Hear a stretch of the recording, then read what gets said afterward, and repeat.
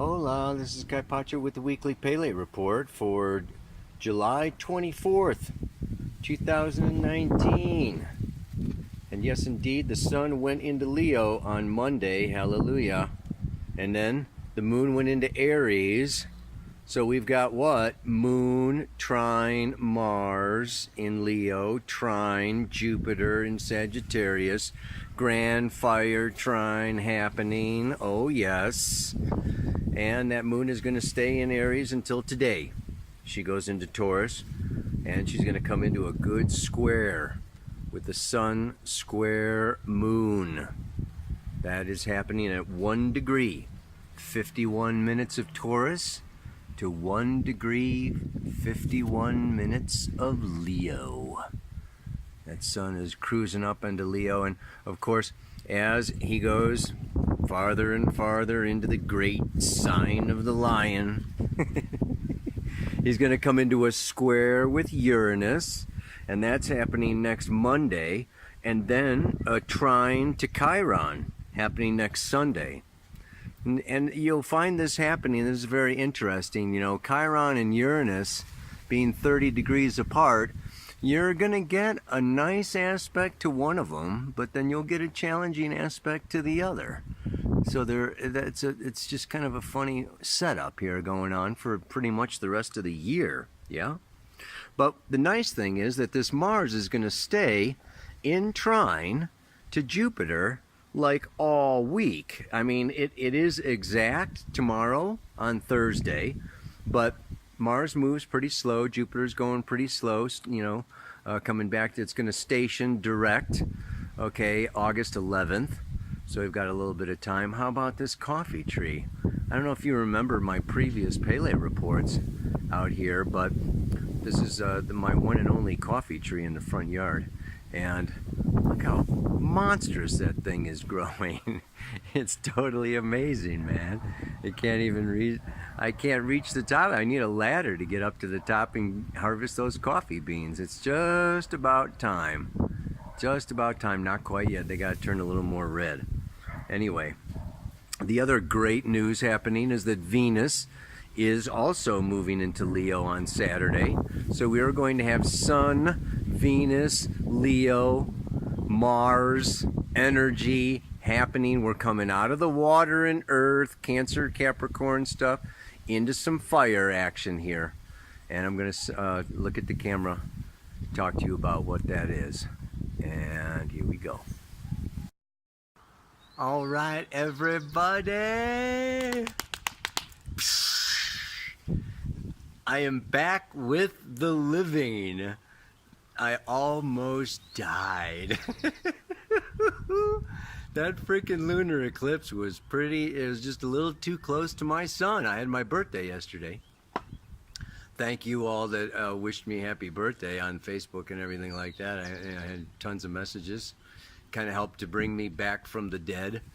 But I was down. I stayed in bed like a whole night and a whole day and a whole night, and I really felt like I had excarnated, like I was, you know, my birthday was coming, I'm getting old, I'm gonna die, it's all over. I went through this whole death process.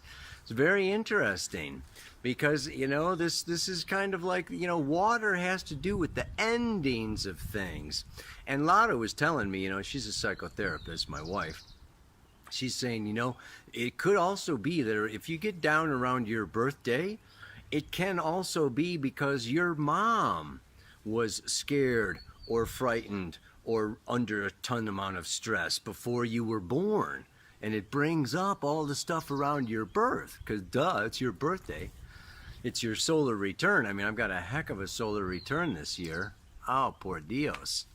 But anyway, there was this kind of like, you know, excarnate, like I was out there in another dimensional space, in another cosmic realm, in another parallel universe, you know. And I had this feeling like even when I was down, it was like, you know what? I have to like inject myself. It's like I have to inject myself into this world, into this third dimension, into this body, out through this body. I have to pull myself into earth and express myself. This is the fifth house. This is the sign of Leo. This is like it's a task sometimes. You get into Pisces, and we had that moon in Pisces conjunct Neptune, and I just wanted to go North Node, Mercury, Venus, all down there, and the water sign of Cancer, just wanting to turn into a big puddle.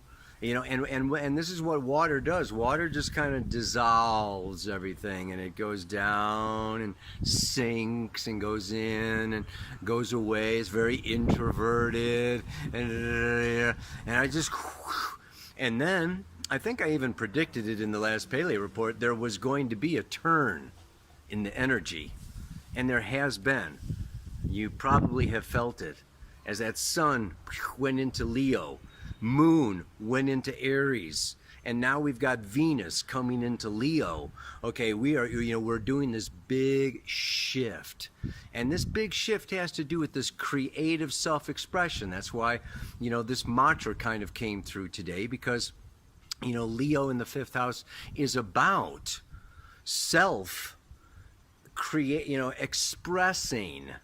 And I did Laura got me that pen that she used. My writing is terrible, man. I tried to do it myself, but you can't do it. So Laura wrote at the beginning, right, with this cartridge pen, and it's like, we are the ball of the pen. We are the tip of the pen, and we're taking the ink of the universe that is this potential.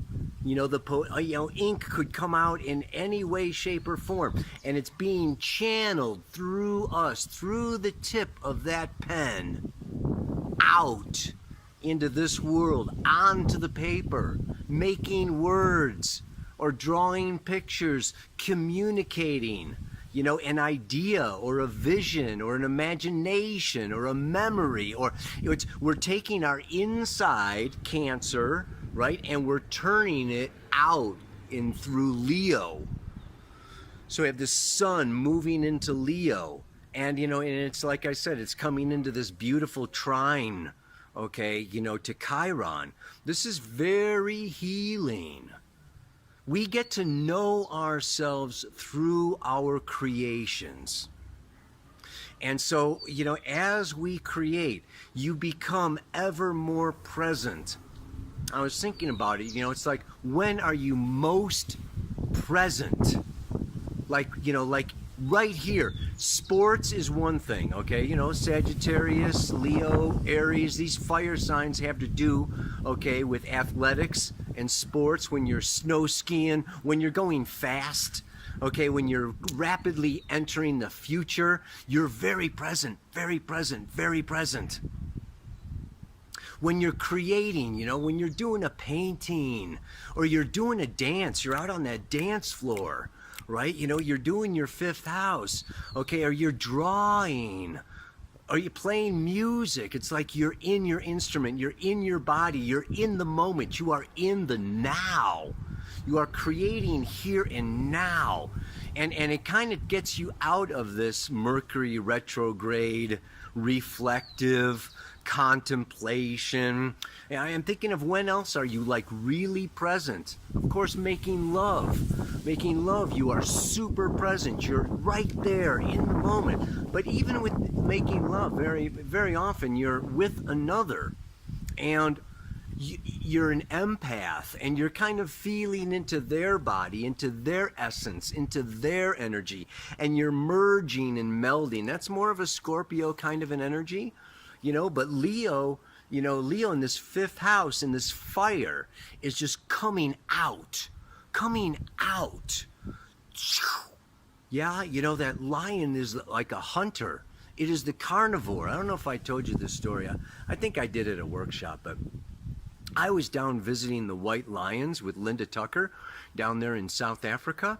She has a reserve because these people go down there and they pay $30,000 and let a white lion out and shoot it, you know, out of the, and it's just terrible. So she's, you know, it's a crisis down there, and she is wanting to return the white lions to the wild.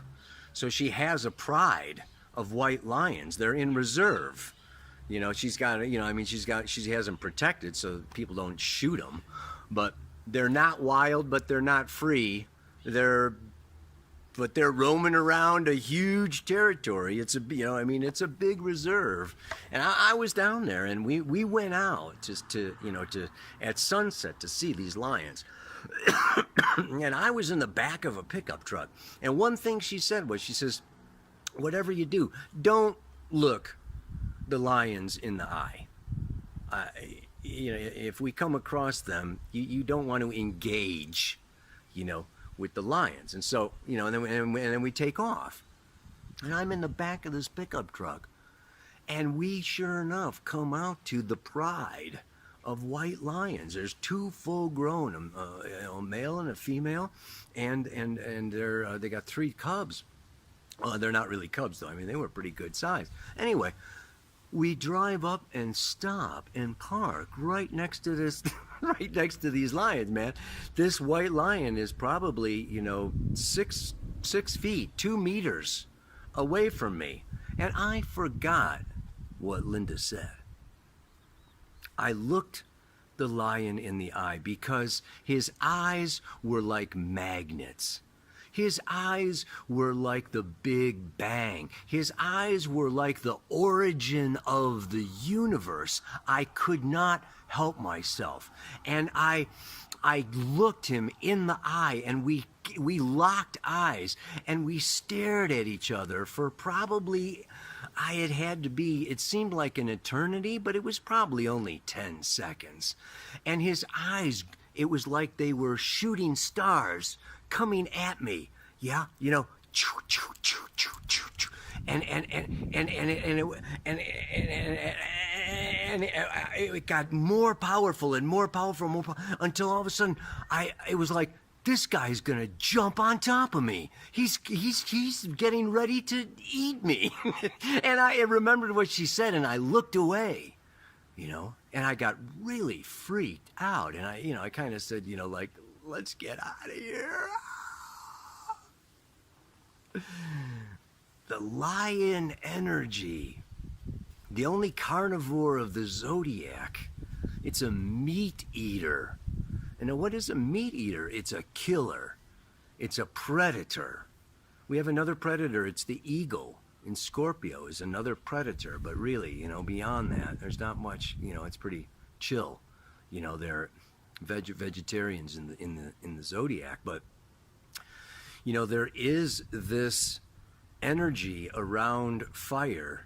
That fire has to do with transformation. And not only transformation, but it is also, I was just thinking about this, and you may disagree, I don't care, you know, but fire invades, you know, like fire invades the wood. Fire takes over the oil, right? You know, fire, you know, the torch, you know, kind of shoots out, or if you have, you know, an explosion, right? You know, fire expands and it invades, and through that invasion, it burns. Through friction and through heat, it burns and it transforms one thing into another. Like you think of Burning Man. You know, think of all the fire out there on the playa, yeah? I mean, it is just like, this fire is this transformation. You know, earth, air don't really transform. Water, it transforms in a very different way, right? You know, it kind of seeps in and soaks in, and it might dissolve something. But fire actually, you know, like penetrates in a very masculine energy way, very yang energy, and it goes in and, you know, and it burns. It burns. And it changes whatever was into something else. And this is what creation, you know, what creation is really, you know, about. Yes, is this alchemy, this alchemical transformation where some catalyst comes into a substance and transforms it and changes it. Well, this Leo fire energy is the catalyst for change. And each one of us, Leo is ruled by the sun. You don't need to have planets in Leo. Everybody has a sun. Everybody has a fifth house. As a human being, each and every single one of us is a creator, a co-creator of our reality. And it's important. And I really feel when we stop creating is when we die. It is our death. It is dementia. It is when we, Alzheimer's. It's when we step back and we step out and we just become observers and we don't engage and we don't create anymore. You're done, baby. You may as well just, take your number. Check out. So we're here to create. We're creating a new paradigm. We're creating a new culture, a new reality, a new future, new children, new planet, new. I mean, it's just like... And that's how you know yourself and you feel yourself and you become more of yourself as you express and you send yourself out into the universe. So the sun is coming around through, Leo. Venus is going to join the sun. They're both going to be squaring Uranus. Okay, it's great to have this Mars trine Jupiter. It's time for great downloads. But we will have this pull of the past. That Uranus and Taurus. Okay, there's this energy with the square where it's time, okay, to inject the new. So we may find subconscious, unconscious, erratic, unpredictable, where we need to rebel or we break free or we suddenly say forget it. Or, you can get very erratic with Sun Uranus aspects. So, as this week progresses, you will see that, you may feel like, man, I got to do something new. I got to do something different. I got to do something original. Or you want to freaking blow up, baby. Oh, man. So let it out, let it out. And let out. Don't, if you bottle it up, then you explode. And Uranus is also the ruler of trauma. So this could be, as we move on towards through the weekend into next week, there could be some traumatic news, traumatic, unexpected experiences, financial, Taurus, Uranus is in Taurus and things like that. Could be also with your family. Everything is, big around family now. Okay, that's still happening. But yeah, we want to just be awake, be aware that it's time to bring in the new. Bring in the new. So when focused on creating, I am my ultimate best. Yeah. Giving birth to the future, here and now. I am me, more fully expressed. Yeah.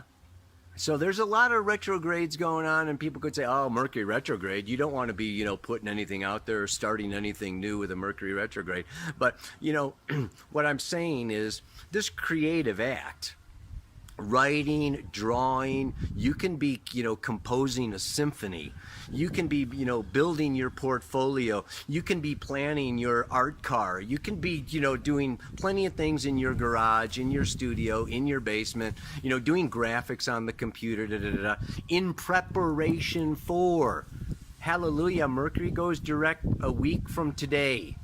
So we got one more week, of Mercury retrograde where it's a very good time to reflect and take those reflections and have them reflect out on a freaking piece of paper. Now I'm going to go back in there and I am going to try to draw. I can't write or draw. I'm not. I'm going to try to, do a little picture there with this thing, and yeah, try to practice what I preach a little bit. So, well, I'm making a video. The heck, that's creative. One last time to get out there and get in there, right? When focused on creating, I am my ultimate best. Bringing the future, giving birth to the future, here and now. I am me, fully expressed. Yeah, baby. May you fully express your creative genius. Namaste. Aloha. So much love.